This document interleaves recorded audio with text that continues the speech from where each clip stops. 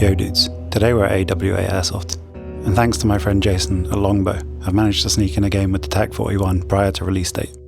If you are interested in trying out the rifle before you place your pre-order, you can also head down to AWA this Sunday and give it a go in person. The guys from Longbow will be there at their on-site shop and have a shooting range set up so you can see how it performs for yourself.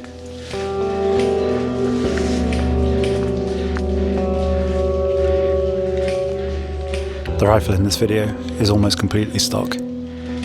However, it has an upgraded spring to meet the UK FPS limits, and it also has a variable mass piston with air brake piston head to give a rough idea of how quiet this rifle can be. Otherwise, the internals are completely stock, so this should give you a pretty good idea of how the rifle is going to perform out of the box. As for the gameplay, our objective is to just push the enemy back. The marshal at the start of the game told us there isn't any boundaries to the right side of the map, so I used this to our advantage and pushed the flank, trying to take the enemies out from the side. My first encounter with the TAC-41 is every sniper's worst nightmare, Twig City. Luckily the rifle seems to perform pretty consistently and put the shots in the same place every time. It's just a matter of getting them through the twigs.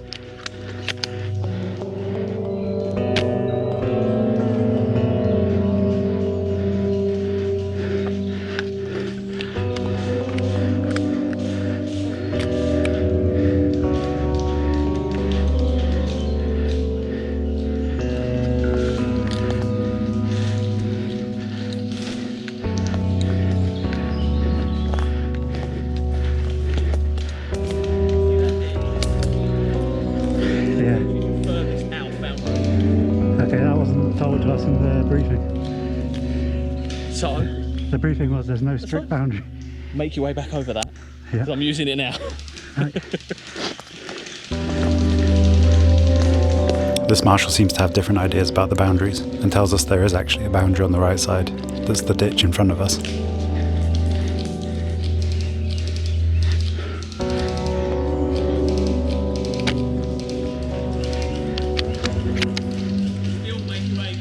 I'm making my way by clearing the way.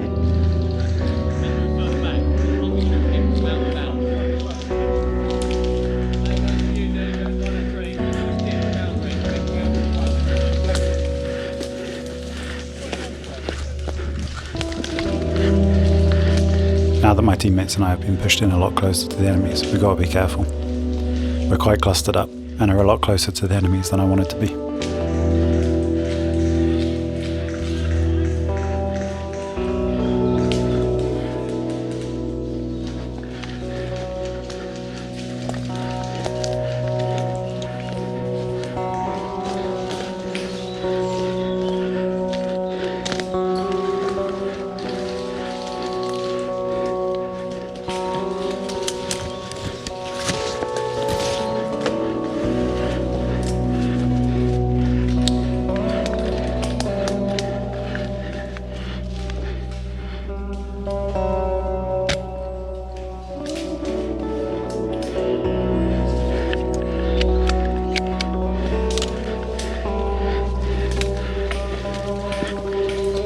So far, the TAC-41 is proving to be quite reliable. The shots always seem to go where you'd expect them, which builds a lot of confidence when using a bolt-action sniper rifle.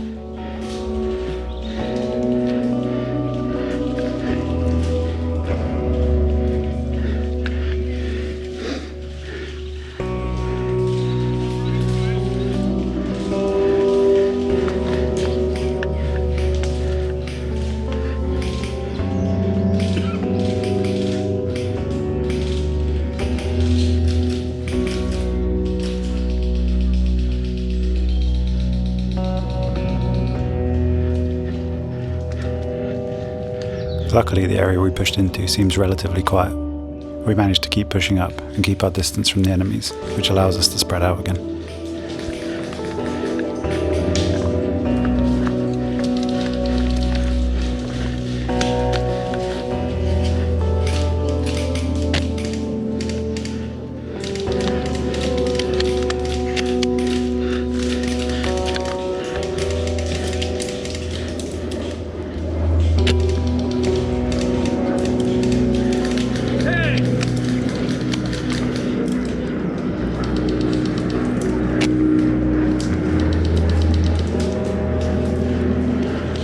With the bright sky behind this enemy, it's hard to trace where my BBs are going.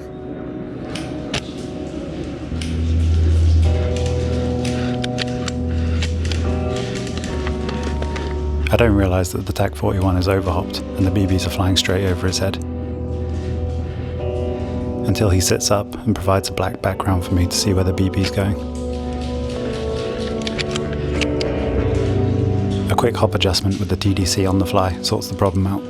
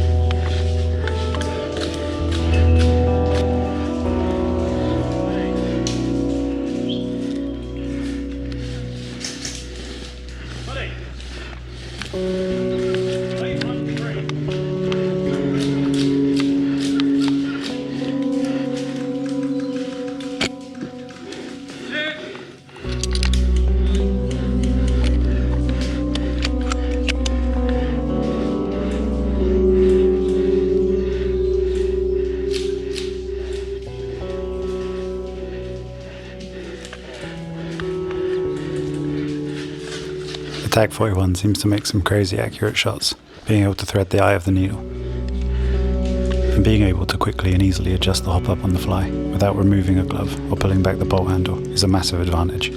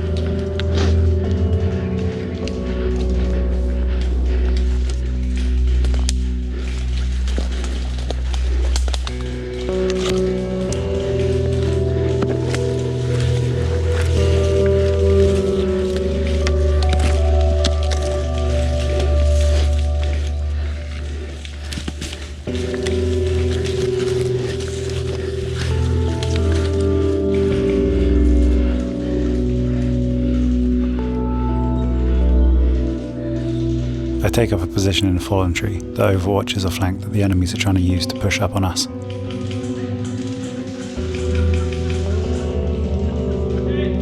The branches of the tree form a great barricade between me and the enemy's incoming fire. This way, even if I get spotted, I should have some protection.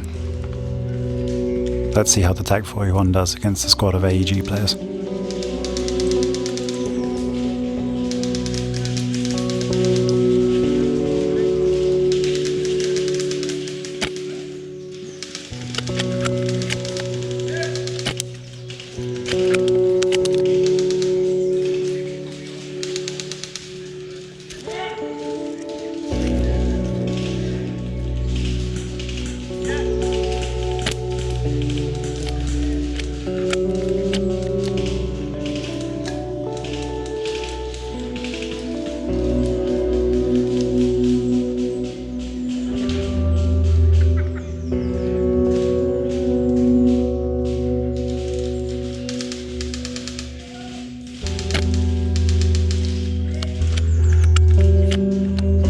After seeing this shot land slightly low on the player, I decide to add a couple of clicks to the TDC. This ends up being a bad idea, as I wasn't aware of how fine the adjustment is.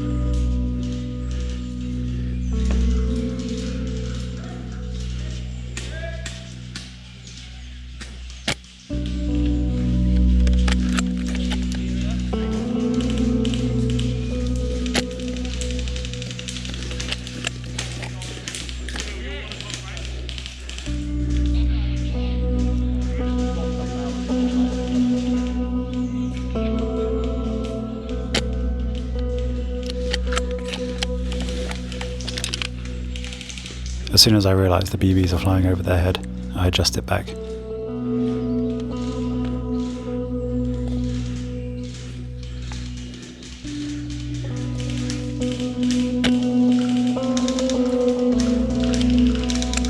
And the point and click accuracy of the TAC-41 is back.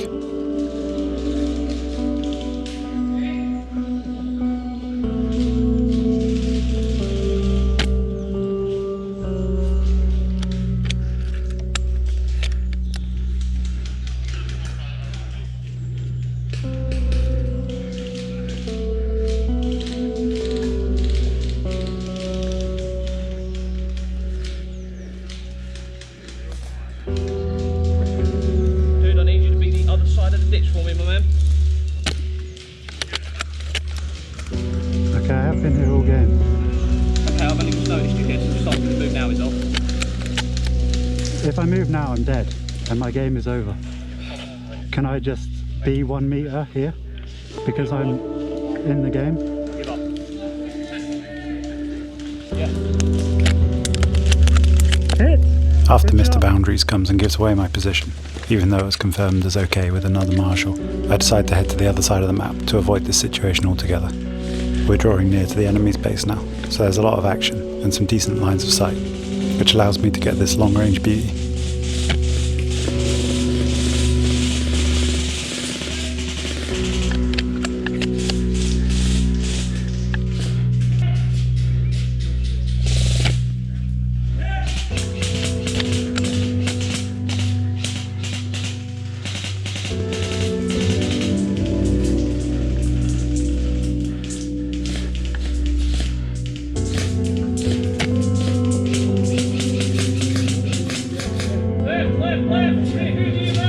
I wasn't expecting any other gun to ever come out and make me want to retire the SRS for good. But the confidence that the TAC-41 instills in you, knowing that when you aim at the target and pull the trigger, the shot's going to hit, is a great feeling.